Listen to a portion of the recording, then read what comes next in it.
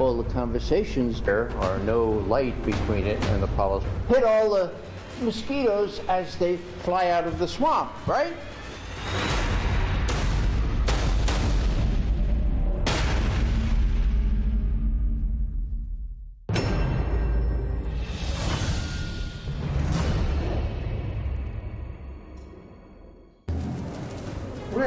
What is ISIS?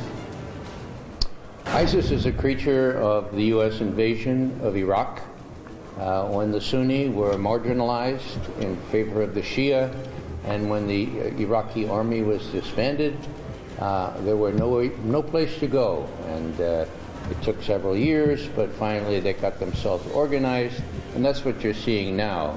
The people who were opposed to the U.S. invasion, and particularly opposed to the Shia oppression of Sunnis in Iraq.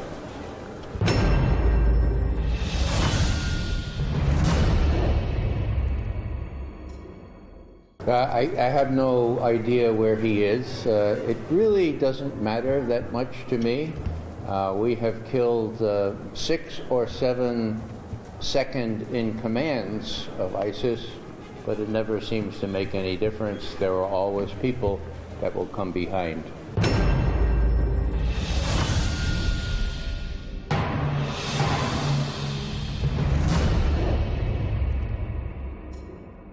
Shall have to Brussels and Ankara attacked. What's your opinion? And what is next? Well, what we have here is what the smart people in Washington call a disbalanced and unbalanced warfare. What we have are people who don't have jet fighters, who don't have artillery or heavy weaponry, but need to get back at what they see as U.S. support for very oppressive regimes, and also U.S. support for the policies of Israel without any question. Now, I will give you an analogy. After Dr. Martin Luther King was killed right here in America, right here in Washington, there were riots on 14th Street. And a very good friend of mine went down and she tried to restrain the people, and she found this 12-year-old boy with a big rock in his hand. She grabbed his hand and she said, "Son, don't do that." And he looked up and he said, "Why not?" And he said, "Well, think of your future." I said, "Ma'am, I ain't got no future." Boom. My point, if you ain't got no future, that's what you do. When people have no hope, when people see their family being killed by drones, when people see invasions from the West, that deprives people of hope, and there's a natural tendency to seek revenge. And that is how I see what's happened in Paris and in Istanbul and in Brussels. Attributable to CIA, you say? Is that your question? I don't see any evidence of that. The causality, yeah, well, you see, what I would say is that you don't need any CIA aiding and abetting these attacks. They are aided and abetted by U.S. policy that has no air or no light between it and the policies of Israel, the Palestinian problem, and the policies with respect to shoring up the Saudis, just because they have lots of money, or shoring up the Qataris for the same, or showing up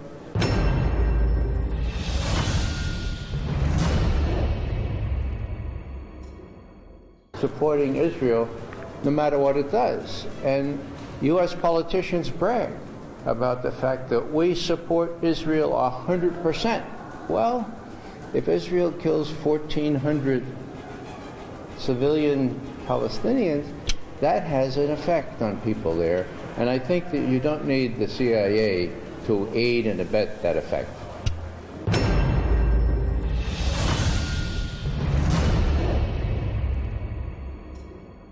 Do you mean the Kurdish? Kurds. Yeah.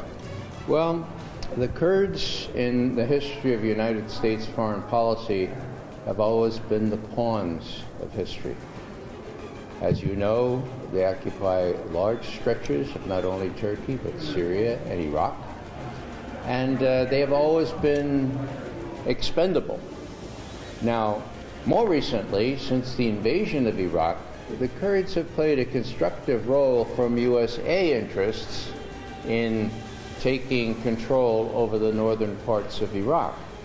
Now, I don't know how long that will stay, or how long the clash of objectives between President Erdogan and President Obama with respect to the Kurds will persist.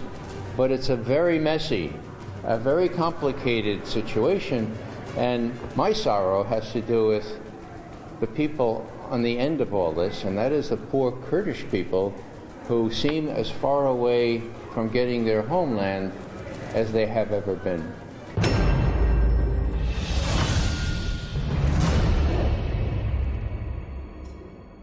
The White House has many people and so many targets. Now, there are those people who are very close to Israel and for whom Israel's policy is ipso facto United States policy. Now, I don't criticize those people for what they believe. Everybody's entitled to their own opinion, okay? But I do not think those people should be running U.S. foreign policy. Then there are the people who are interested in oil and in permanent military bases and having a military presence in that part of the world. Those too play a huge role, but the biggest role, the largest and most significant role, has to do what we call the military-industrial congressional complex. Those are the people that make the arms, that sell the arms, that make cash for oil and so forth, and then they take part of that and they put it in the pockets of our representatives and senators. They in turn get elected, and then they vote for more weaponry. More weapons are created, more weapons are sold, more Saudis get very rich, and then we put more. So it's a kind of a circular thing which is very, very corrupt, and which renders our Congress beholden to these very moneyed interests.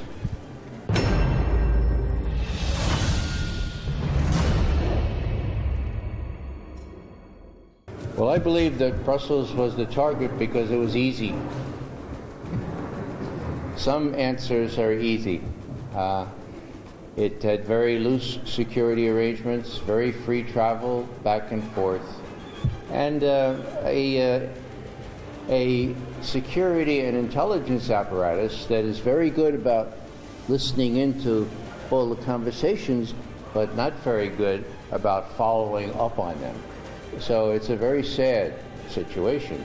But I think they picked Brussels because the travel back and forth was easy, and that they could make a big splash because Brussels, of course, is an international city, unlike any other in Europe.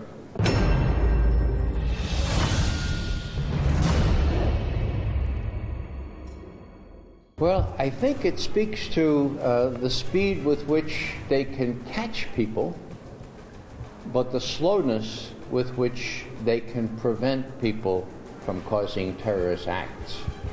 Now, all these monitoring systems are like fingerprints, okay?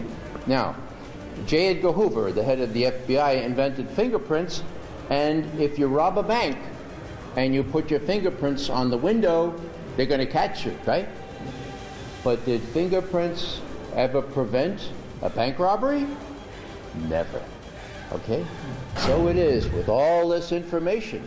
If they get an ID card or they get the equivalent of fingerprints, they can trace back into their data bank and sift all through the millions of bits in that thing and, oh, yeah, it was he. But they can't prevent a terrorist attack. And that speaks to the problem of amassing more and more hay for this haystack and making it more and more difficult to find the needle under the haystack so that they can prevent these attacks rather than just find out who did it later.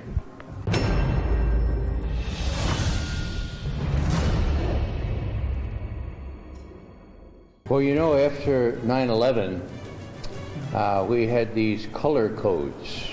Red for high danger, yellow for be cautious, orange, and so forth. And it seemed to me that part of the reason for these codes was to keep people on edge, keep them frightened. The message was, be afraid, be very afraid. Some of these alerts coincided with some real happenings where the government did want people to be very afraid. The passing of legislation, very restrictive, very impinging on civil liberties, okay? So, whether ISIS would have the capability of attacking in the United States is a big question. You can always have one lone person. Whether there would be a conspiracy, I think our security organs are probably good enough to prevent that. But Europe is an easy target. It's a soft target.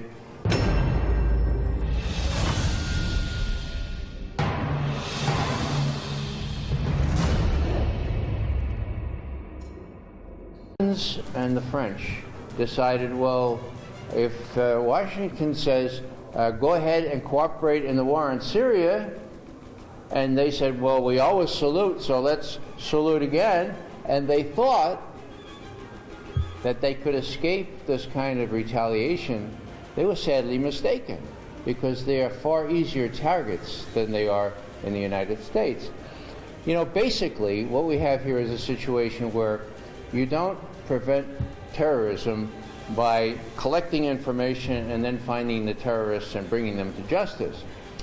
Defeating terrorism is like defeating malaria. Now, with malaria, you find where the mosquitoes are, and you trace them back to the swamp where they breed. And then you set up 3 platoons of sharpshooters, and you try to hit all the mosquitoes as they fly out of the swamp, right? Wrong. What do? You drain the swamp. What am I saying? I'm saying that these terrorists have a swamp of legitimate grievances. They hate U.S. policy. They don't hate America, our freedoms, or our democracy. They hate what they see us doing, drone strikes, complete support of Israel, and so forth. So once you take those grievances, that swamp of grievances, and drain that swamp, then and only then can you prevent more terrorists from breeding in that swamp.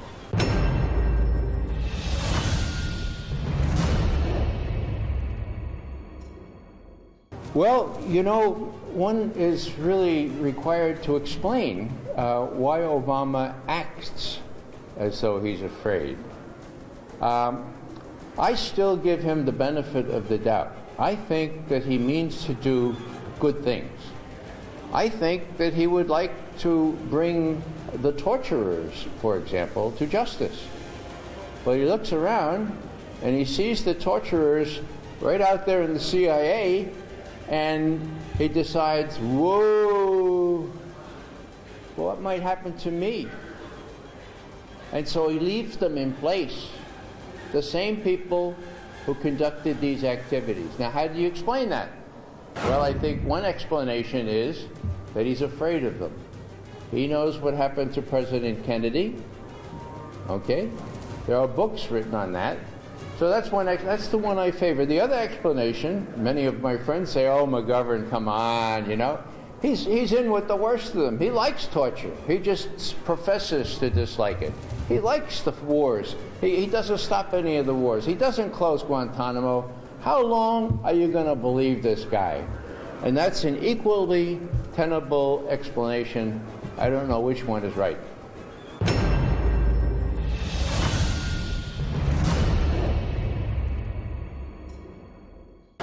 It's diffuse, meaning it's sort of shared. If you have a weak president like Barack Obama, who doesn't know much about Washington, doesn't know much about the military or the intelligence services, then he is weaker than they are. Now, if you look at Afghanistan, for example, he came in and he had bragged during his campaign before he became president that Afghanistan was the good war. Okay? That was the good war.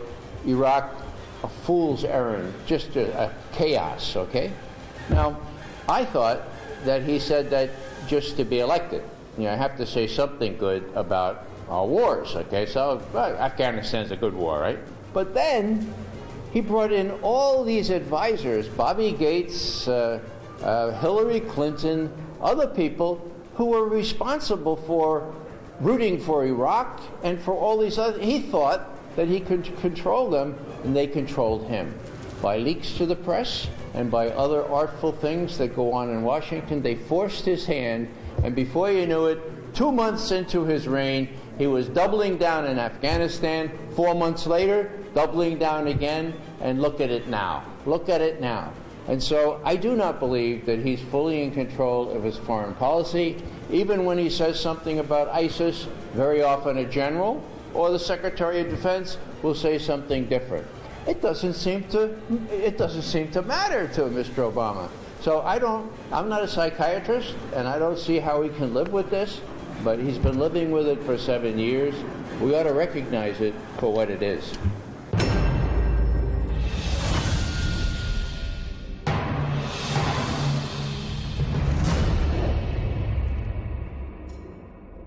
Well, Donald Trump is not all Americans. Yeah.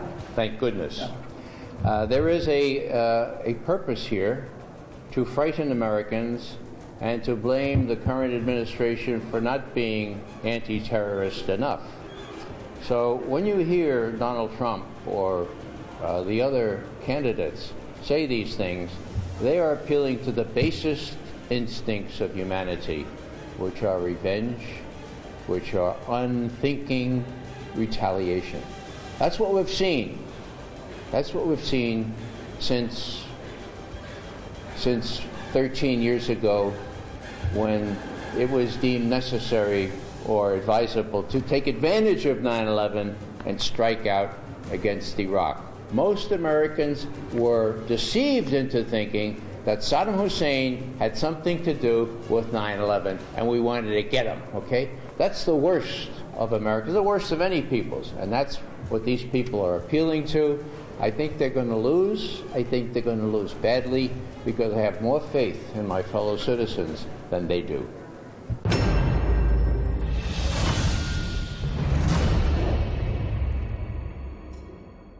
Well, as long as we control many of the finances of the world, we are sitting pretty, as the expression goes.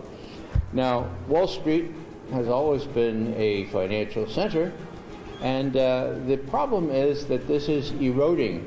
Well, the Wall Street people have great control. Hillary Clinton has made speeches there and gotten $250,000 for them.